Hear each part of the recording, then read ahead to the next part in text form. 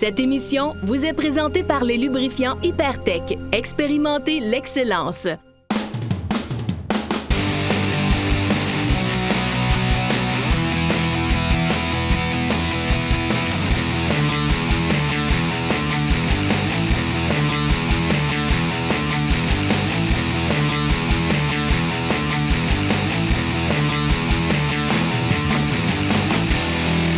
Mesdames et messieurs, bienvenue à Motocross Québec sur les ondes de Télémag. Yannick Pee-Wee Tremblay qui est aujourd'hui à Deschambault pour la toute dernière de la saison. Déjà, ça a passé tellement vite. Puis on peut voir déjà là, que c'est vraiment propre comparé à ce qu'on a pu voir dans les dernières semaines avec le national de Deschambault. Je vous avais promis une émission spéciale pour cette semaine et question de rendre le tout vraiment spécial. J'ai Félix Lessard avec moi qui... Je vous avoue que c'est un peu nerveux, là, mais je vais te laisser l'apprendre à nos téléspectateurs. Qu'est-ce qu'on fait aujourd'hui à Deschambault? Je passe mon bicycle à Yannick. On va faire son initiation. C'est pas la première fois qu'on fait ça. On l'a déjà fait avec les deux anciens animateurs. Puis là, c'est à ton tour. C'est à mon tour de monter sur la moto. Mathieu Thomasin l'a déjà fait.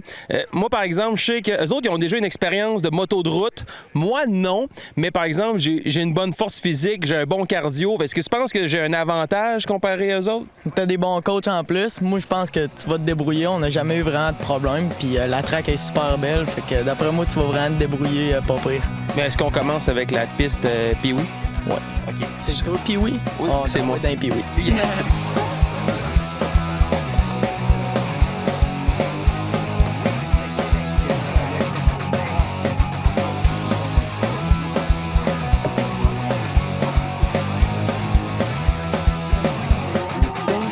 Là, je suis habillé. Très belle couleur en passant. Mais là, c'est l'heure de... On va commencer avec la base.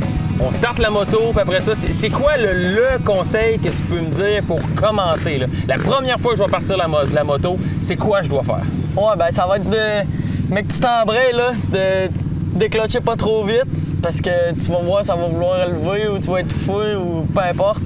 Parce que là, c'est quand même une machine de guerre là, que tu me mets entre les mains. Là. Ouais, ben c'est pas super. Je veux dire, t'as un bon gabarit, fait que pour toi, c'est pas mal différent que moi. Merci, j'aime ça, la façon que tu me traites. Puis, dans le fond, tout est quand même assez grand, fait que tu vas être à l'aise. En partant, tu vas être capable de mettre tes deux pieds à terre. Fait que ça va être d'y aller tranquillement, y a pas de presse, là. Fait que tombe pas sur le côté pour péter un levier en partant, parce qu'on trippera pas. Non, c'est ça, j'ai un peu de pression aussi à ce moment-là. Ne pas tomber. Ouais, tranquille. Il y a les positions debout au début, les deux pieds par terre, on part, après ça, je mets les pieds sur les étriers. Ben c'est ça, on va refaire un peu un petit récapitulation de l'année, là. Toutes les positions, la position du gorille, hein, quand tu vas partir, là. Le cul ressorti, la tête en avant par-dessus ton guidon. Les bras à 90 degrés. Les bras à 90 degrés.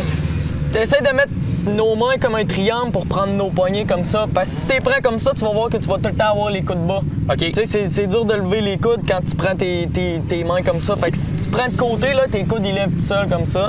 Fait que ça va être de faire ça, position du gorille, serrer ton bike avec tes genoux puis tes jambes. Tu sais, je veux pas te voir... Non, large, faut que tu le serres, le bicycle, puis pas les pieds en canard non plus. OK. Ça, c'est beaucoup de monde qui font des erreurs comme ça, mais tu sais, si tu roules en canard, ben là, faut tout le temps que tu retasses ton pied pour breaker ou pour shifter. Ouais. Fait que tu colles tes pieds, tu colles tes genoux, position du gorille, assez bas, tu regardes loin en avant, déclenche tranquillement, puis pas trop de frein en avant non plus. Ouais, parce que c'est le même principe qu'un vélo, là. Frein en avant égale flip par en avant. Exact. Aussi, hein. Fait que ben doux là-dessus, break dans l'arrière, ça devrait bien aller, là.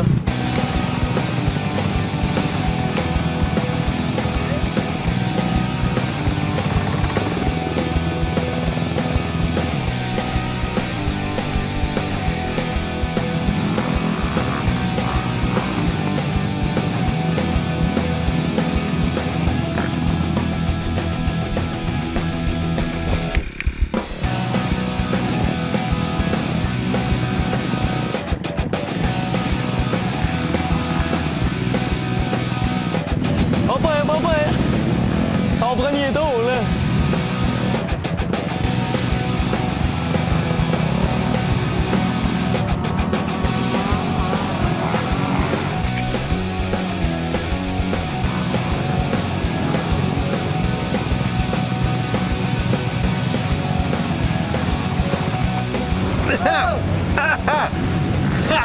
Wow! T'avais un beau challenge qui t'attendait là?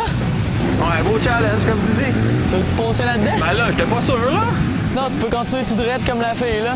Ouais, peut-être faire comme la fille, justement. OK.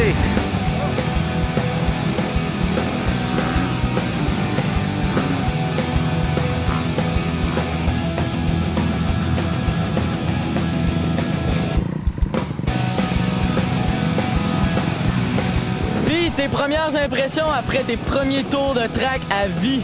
Je sais pas si on doit calculer le nombre de fois que j'ai calé ta moto, mais sérieusement, c'est une méchante machine de guerre que t'as là. C'est dur à contrôler. Il y a un moment donné où la moto a levé, mais j'ai réussi à conserver mes moyens. J'y allais vraiment avec la base, rester assis. Je suis resté en première, par exemple, mais... Fait que là, on va shifter à la deuxième pour ton prochain tour. Je vais essayer. Mais regarde, je vais reprendre le micro. C'est moi qui vais poser les questions. Qu'est-ce que j'ai fait de mal dans la performance que j'ai fait dans les premiers tours? Est-ce que tu as vu des erreurs? Probablement plein d'erreurs de débutants. Ouais. Ben c'est normal. C'est la première fois que t'embarques. Fait qu'il y en a tout plein des erreurs. Moi, je t'ai trouvé quand même bon. Je veux dire, t'es étouffé en moto. Tout le monde fait ça. C'est pas plus grave que ça. Tu repars puis t'essaies de pas étouffer. Mais là, ça va être peut-être de te lever debout. Puis... améliorer ta technique, c'est sûr, là, mais on te demandera pas trop parce que c'est ta première fois, c'est sûr. Là. C'est dur, ça fait plein d'affaires à penser, puis à un moment donné, tu te perds dans tes affaires, fait que t'es plus trop concentré sur la piste. Bon, ben excellent. Fait qu'on part pour le deuxième tour, puis ma mission, c'est de shifter en deux. Ouais. Excellent. Bon, ben merci de tes précieux conseils, puis je suis encore en vie, papa. Je suis encore en vie. OK, c'est reparti.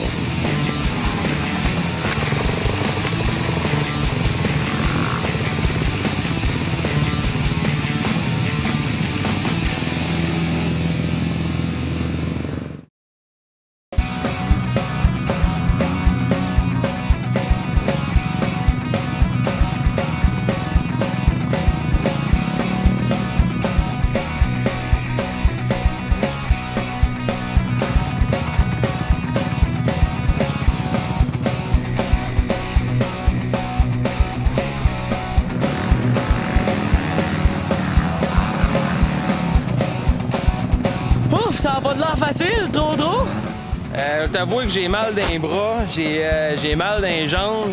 Mais j'ai une bonne endurance, par exemple. J'ai un bon cardio, ça, c'est pas le problème. J'ai commencé à aller un petit peu plus vite, j'espère que t'as remarqué. Ouais, on a remarqué ça. Ouais, mais j'ai pas shifté en deux encore. Bon, non, c'est pas grave, on te pardonne.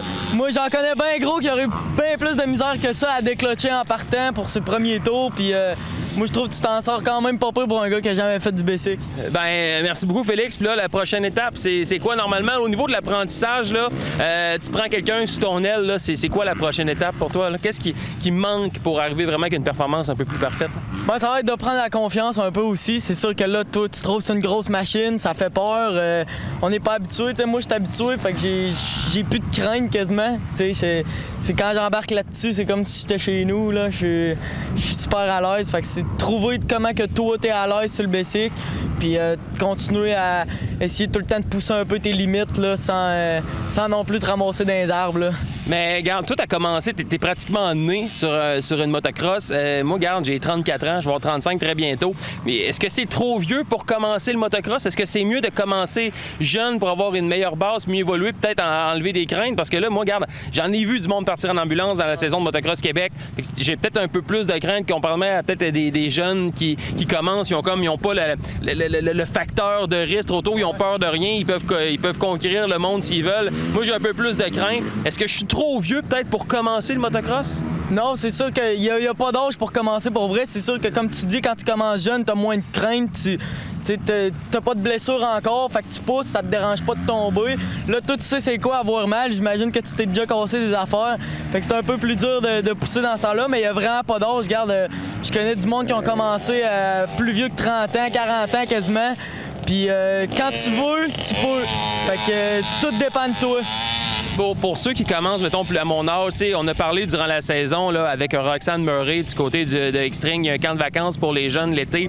Est-ce qu'il y a des places de formation pour le motocross? Il y a des gens qui peuvent apprendre cette passion-là, des gens un peu plus âgés? Oui, ben c'est ça. Ici, à Motocross de Chambault, il y a les Red Riders qui appellent. Puis justement, il y a Extreme qui donne des cours là pour commencer. Sinon, je connais pas vraiment grand place. pouvez m'appeler si vous voulez. OK. Ouais, fais exactement ce que j'ai fait. Donc, la prochaine étape, là, c'est quoi qu'on fait? La grosse piste? OK. Il n'y a pas de lanceur.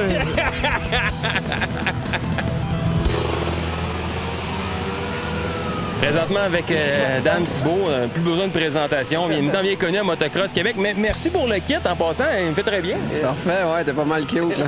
Merci. Non, toi, je vais le prendre. J'ai parlé avec Francis tantôt concernant, avec Félix, pardon, concernant l'apprentissage pour le motocross. Je vais avoir 35 ans très bientôt. Est-ce que c'est pas trop vieux pour apprendre le motocross? Ben moi, je dis toujours qu'il n'y a pas d'âge pour commencer à faire du motocross, mais il s'agit de prendre le temps de se le faire enseigner comme il faut pour être en toute sécurité. Fait que c'est important que tu sois bien équipé et avoir la bonne moto aussi, pas trop grosse non plus. Vaut mieux commencer avec une plus petite moto qu'une grosse moto. Aujourd'hui, j'ai une grosse moto. Ben c'est ça que je viens de dire à Francis. Là, j'ai dit à Félix, j'ai dit t'as une moto un petit peu forte peut-être pour commencer, mais c'est pas grave. Là, Félix il est avec toi pour t'encadrer. Là, mais normalement, un gars qui commence comme toi, ben, on irait peut-être plus avec une petite 4 temps un peu moins puissante. Là. Mais c'est correct pour aujourd'hui, pareil. Vous donnez des cours ici à Deschambault. Comment ça se passe, les sessions, c'est combien de temps? Parle-nous de l'école ici. Qu'est-ce qu'on peut apprendre? Ben nous autres, depuis 3 ans, on a un programme avec Honda Canada qui est le programme Jeune Red Raider. C'est pour les jeunes de 5 à 16 ans. On a différents forfaits. On a des petites motos de toutes les grosseurs, de 50cc à 230cc. On a 5 professeurs. On offre différents forfaits, soit 2 heures, 3 heures, 2 jours. On a des camps de vacances aussi de l'été qui durent une semaine complète. Mais on axe énormément sur la sécurité. On n'est pas là pour... dans ce type de cours-là, on n'est pas là pour apprendre à faire sauter les jeunes, toute la patente. On est vraiment là pour les encadrer en toute sécurité, apprendre les bonnes techniques de base. Mais on a aussi un autre professeur aussi qui est là pour les intermédiaires et les débutants qui sont plus âgés, en haut de... Ben, ils peuvent être de 16 ans et plus. Là. Okay. Puis après ça, ben, on a un autre professeur pour les pilotes professionnels qui veulent vraiment faire de la compétition. Là. Fait qu'on a vraiment de tout ici à Deschambault, que ce soit pour les petits bouts de 5 ans qui commencent en petite famille, la femme, le père, ou le gars qui commence à courser, ou l'élite aussi qui veut vraiment performer là, avec un autre niveau. Là. Ici, Dan, aussi, vous avez, tu sais, moi, on a réussi à, vous m'avez prêté un équipement, là, vous avez l'équipement en location, les motos aussi. Fait que les gens, lorsqu'ils vont arriver pour suivre leur cours, peuvent vraiment y aller en location. Ils sont pas obligés d'arriver avec leur stock. Là. C'est ça, exactement. On a 40 motos à location, mais on a aussi du linge pour tout le monde. On a le linge, les casses, l'équipement complet aussi. Fait que les forfaits comprennent normalement avec la location, là, le linge. Il y a aussi, on offre aussi le gars qui a sa moto, qui vient d'acheter une moto, mais qui n'a pas son équipement. Bon, on peut y louer un équipement aussi. Là. On est vraiment un centre complet ici à Deschambault là, depuis 3 ans. Là. Ça va bien. Dan, j'ai fait la piste Pee-Wee à plusieurs reprises. J'ai réussi à faire mon dernier tour sans caler la moto. Là, je m'attaque à ta grosse piste. Là. C'est quoi le conseil que tu peux me donner?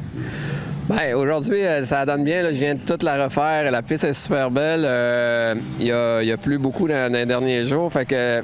Sauf que là, elle a eu le temps de sécher, fait que la piste est dure. Fait que ça, de un, ça va aller bien. Là, tu vas retrouver à peu près le même type de sol que tu retrouves dans la piste Pee-Wee. Mais là, tu vas avoir à affronter les montagnes, les grosses côtes, les montées, les descentes. Mais regarde, je suis pas en peine pour toi, t'es costaud. Là. Fait que tu tiens en petite vitesse, puis t'auras pas de trouble. Puis t'es un bon coach là, avec Félix aujourd'hui là, qui va t'aider. Si Mathieu Thomasin était capable, je dois être capable. Oui, exactement. Parti pour la grosse piste. Le monde va vite. Mon défi personnel, c'est d'essayer de me mettre en 2. J'ai entendu dire que Mathieu Thomasin a fait 3 tours. Je vais essayer d'en faire 4. Là, c'est le moment de vérité. Est-ce que tu as un dernier mot à me dire avant que je parte? Adieu. Non, c'est vrai. Il est super encourageant. Non, regarde, on va te suivre en RZR, puis je suis sûr que ça va bien aller. Ça commençait déjà à être pas mal plus en contrôle. Là. Moi, je suis pas mal confiant pour toi. Excellent, puis de me mettre en 2, c'est vraiment mon défi. Ouais, mets-toi en 2, puis c'est ça, regarde, il y a d'autres mondes dans le track, là. Occupe-toi pas d'eux autres, suis ta ligne, reste droite, puis tourne-toi jamais à la tête, regarde en avant, tout va bien aller. Il y a une grosse fichue côte dans la piste de Deschambault. C'est quoi le conseil que tu me donnes? Puis ça pourrait peut-être servir également à des téléspectateurs qui vont arriver à Deschambault. Puis, ouais, la piste est vraiment plus à pic qu'on le croit. C'est quoi le conseil que tu peux nous donner? Ben, comme tu as dit, ça va être de shifter à 2 pour la montée.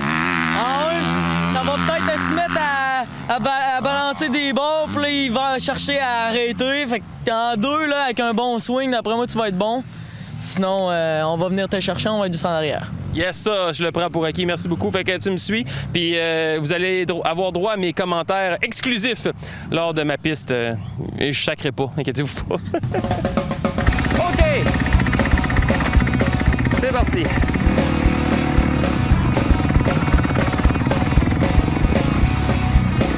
Bon, OK. Premier virage important. On met la cloche. Je mets mon pied par terre. Là, j'écoute pas ce que Félix m'a dit. Il veut que je pogne l'extérieur, mais de la merde. OK. Jusqu'à présent, ça va bien. Je mets mon pied à terre comme les pros. J'ai vu Kevin Benoît faire ça. Oh, ça va mieux qu'on est assis un peu plus à l'avant. Oh, oh! Oh, oh, oh, oh, oh, oh!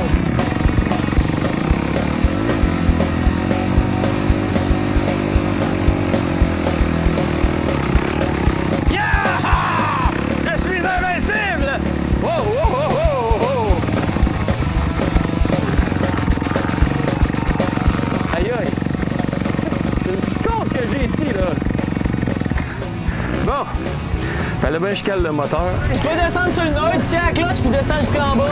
OK, comme ça. Et que je suis en pleine contrôle. Oh, OK, oui. Hey, puis il est reparti tout seul. OK, oui.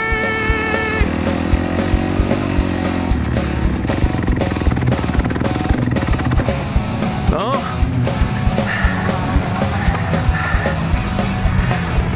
Que j'aimais mieux être de là que d'être ici. Ça semblait un petit peu plus facile. Prise 2. C'est reparti. Le fameux 130 pieds. Je peux te confirmer que le jump de 130 pieds, je le ferai pas. OK, non, on va le faire au ralenti. C'est sûr qu'il y a du monde qui pourrait passer au-dessus de moi en ce moment. Là.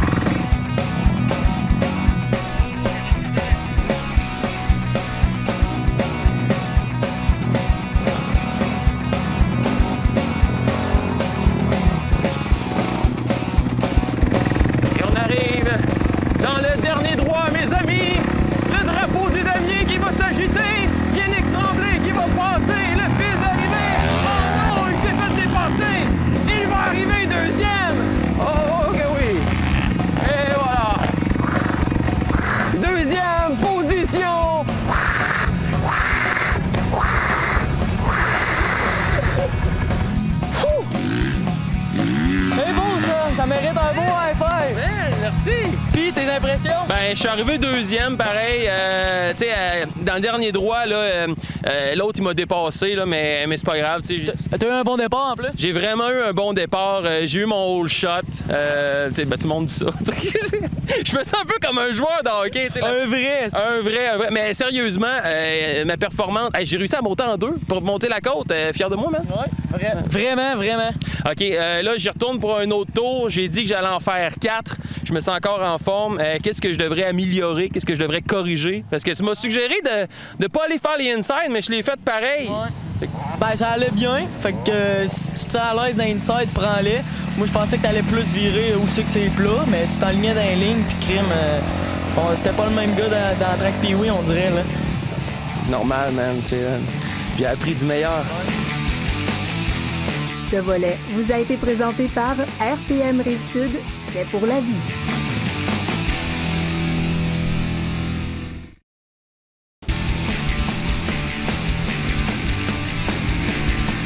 Aujourd'hui, on est chez RPM Rive-Sud pour la chronique Hypertech avec Enrico. Enrico, la saison tire déjà à sa fin. C'est fini! Ça achève. Donc, qui dit achève, dit fin de saison, dit le temps pour remiser sa moto. C'est ça. Comment est-ce qu'on se prépare pour bien ranger sa moto pour la période morte? Bien évidemment, idéalement, c'est de changer l'huile. Hein, de mettre La de l'huile, base. c'est ça. Mais encore là, c'est sûr que si vous la remisez comme ici dans un garage chauffé, c'est tel que tel. Vous pouvez le faire après la saison, mais nous, on préfère le faire avant la saison pour être sûr que le moteur va pas, les contaminants ne vont pas coller dans le moteur. Et là, aujourd'hui, on va parler beaucoup d'esthétique pour sa moto. Parce que, est-ce qu'on peut le faire en sortant pour retourner dans la saison ou c'est mieux de le faire avant de l'entreposer? Bah, c'est sûr, un ou l'autre, c'est correct. Par contre, c'est sûr que si vous le remisez propre, c'est plus agréable en sortant. Avec les produits qu'on a pour protéger autant les pneus, autant les plastiques, les wraps, pour ceux qui ont des wraps sur leur moto, ça vaut la peine de le faire d'avance parce que le produit va toujours pénétrer dans les plastiques, ce qui fait que ça va avoir une meilleure longévité. Mais en plus, vous ne touchez pas de l'hiver, fait que ça va vraiment pénétrer. Donc aujourd'hui, on commence avec un lustreur en gel pour les endroits qui sont non peints. C'est ça. Tout ce qui est plastique non peint, ça peut être, si on prend ici là, le plastique noir du réservoir, les plastiques, les pneus, tout se fait. C'est une gelée. Le principe, c'est toujours la même chose. On garde la moto le plus propre possible. Puis ensuite, on applique le gel. On le laisse agir au minimum 15 minutes. Ça peut être 2 jours, 2 semaines, mais minimum 15 minutes. Au soleil, est-ce que ça a un impact? Non, ça n'a pas d'impact. Ça va protéger aussi contre les rayons UV. Tu parles de soleil, ça protège contre les rayons UV. C'est sûr que c'est un gel. Il faut l'appliquer avec une éponge ou un chiffon. Mais vous mettez ça partout, que ce soit, c'est ça, les plastiques, peu importe. Puis c'est de l'essuyer après pour être sûr que la poussière ne colle pas. Parce que des fois, on avait beaucoup de questions à ce niveau-là. La poussière colle beaucoup, puis 90% du temps, c'est parce que la personne n'a pas essuyé l'excédent. Fait que c'est sûr que s'il en reste, ça va coller. Fait que c'est plus une protection qu'on va offrir à un véhicule. C'est ça. Puis aussi, si vous avez des wraps qui sont foncés, comme ça ici, s'il y avait des graphines, là, vous passez un petit coup de T-gel, vous le laissez agir 1 heure, vous essuyez. En théorie, ça va camoufler beaucoup les graphines. Puis autant sur les plastiques, sur on prend les plastiques verts, il y a des graphines, ça vient blanc. On enlève le petit excédent de plastique, on remet du T-gel par-dessus, puis ça va camoufler les graphines. Les produits que tu nous parles maintenant, un lustreur ultra brillant, là, c'est beaucoup plus pour l'esthétique. Oui, c'est ça. C'est une version, si on peut dire, diluée de celui-là. Un gars comme moi qui n'est pas frotteux d'avance. Moi, je l'aime bien, lui. Je mets ça partout, plastique, wrap, pneus, tout ce qui est plastique non peint. C'est un peu le même principe. On vaporise, on laisse agir, puis on essuie l'excédent Une après. quinzaine de minutes environ. Oui, c'est ça. C'est sûr qu'avec ça, il faut l'étendre quand même un petit peu avec un éponge, avec un linge, pas que ça coule plus à terre que ça reste sur les plastiques. Mais c'est ça. L'autre chose aussi, c'est on ne met pas celui-là sur les bancs. Comme le noir sur le banc, si vous mettez ça, c'est très glissant. Fait qu'évidemment. Sûrement la même chose pour le T-gel. Oui, exact. Ces deux-là, on ne peut pas le mettre sur les bancs. Si vous mettez sur le banc, c'est sûr, ça va donner un super beau look. Par contre, quand vous allez serrer le banc, ça va quand même glisser. Puis on perd l'adhérence que le banc donne à l'origine. Donc vraiment, c'est bon pour les pneus aussi? Pour avoir partout. Toujours, on reste toujours de tout ce qui est plastique. Oui, c'est ça. Lui, il va vraiment donner ce qu'on dit communément dans le tuning, un wet look. Ça va donner vraiment comme si le plastique était mouillé. Ensuite, on a le SGD, qui est un équivalent de ça. C'est ça. C'est un petit look satiné. Dans le fond, ça redonne le lustre d'origine. Fait que ça n'aura pas un aspect mouillé, mais ça va rendre les plastiques noirs là, comme ils étaient quand vous avez acheté votre moto. Si jamais on a des petites graphines aussi là, sur nos plastiques, est-ce que tu as un de ces produits-là aussi qui peut aider? Oui, le T-gel, vraiment, là, c'est pour camoufler des graphines. Là, vous voulez revendre votre véhicule, vous voulez le remettre beau, qu'il soit tape à l'œil. Le T-gel, c'est un gros vendeur pour ça. Donc, on est prêt pour la prochaine saison. On rentre notre véhicule. C'est déjà la dernière de l'année, Nico. Est-ce que tu as peut-être des gens que tu aimerais remercier qui nous ont suivis tout au cours de la saison? Je veux remercier notre clientèle, Yannick. Parce que depuis déjà 5 ans qu'on est beaucoup impliqué dans le monde du motocross, puis ça y va toujours en grandissant. De plus en plus de gens nous font confiance pour l'huile de leur moto, les produits esthétiques de leur moto. Puis on apprécie beaucoup, puis on les remercie. Et c'est pas terminé l'aventure à Télémag. Non, on va réécouter tes précieux conseils dans d'autres émissions à la programmation. Oui, on va faire AMS VTT, AMS motoneige. Donc, vous pouvez nous voir là dans les prochaines semaines. Enrico, ce fut un plaisir. Merci pour tout. Puis on va faire un tour sur la page Facebook des Hypertech également, si les gens ont des questions. Et c'est la même chose pour la page Facebook de Motocross Québec. Ça fait un plaisir. Merci beaucoup de nous avoir accompagnés cette saison. Puis à l'année prochaine. À l'année prochaine, peut-être. Yes!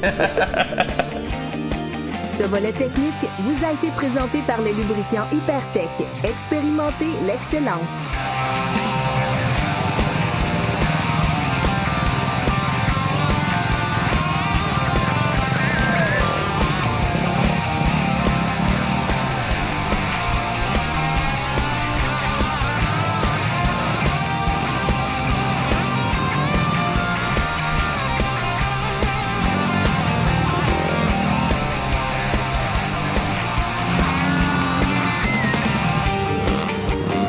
Félix, quelle journée on a eue. Puis on a réussi à prouver, je crois, aux téléspectateurs que le motocross, c'est vraiment accessible à tout le monde. Oui, puis c'est pas facile. Non, c'est pas facile, faut vraiment être en forme, mais peu importe l'âge, c'est un sport qu'on peut s'adonner vraiment, là, monsieur, madame, tout le monde. Oui, exactement. Excellent. Félix, je vais en profiter pour te remercier pour la saison, parce que c'est déjà la dernière. Merci également à ton frère Francis qui doit écouter là, tranquillement à la maison. Merci pour vos conseils. Si jamais on a des questions à vous poser, on va chez RPM Rive-Sud, vous êtes là? Ben ouais, ça va nous faire plaisir de répondre à n'importe qui.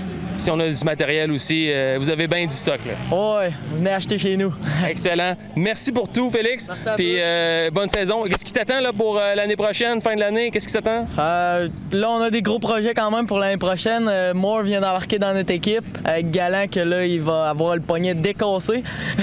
Puis Luce, moi, puis mon frère. Fait qu'on va avoir une grosse année. J'espère qu'il va faire beau, qu'on va avoir des belles courses. Puis, regarde, je veux juste rester sur mes deux jambes encore. C'est ça le plus important. Bon, bien, on vous surveille. Merci encore pour tout. Merci beaucoup. Merci également à la gang de ADM Sport, à Martin Bourget d'avoir pris quelques secondes de son temps pour venir nous faire découvrir certains produits. Merci à Enrico de Hypertech également pour ses précieux conseils concernant les huiles Hypertech. Merci aussi à toutes les pistes qui nous ont accueillis. Merci à Dan Thibault, à Deschambault. Merci à Hubert Rousseau qui prenait toujours un petit peu de temps là, pendant le Challenge Québec pour nous parler. Question de suivre également qu'est-ce qui se passait du côté du Challenge cette année.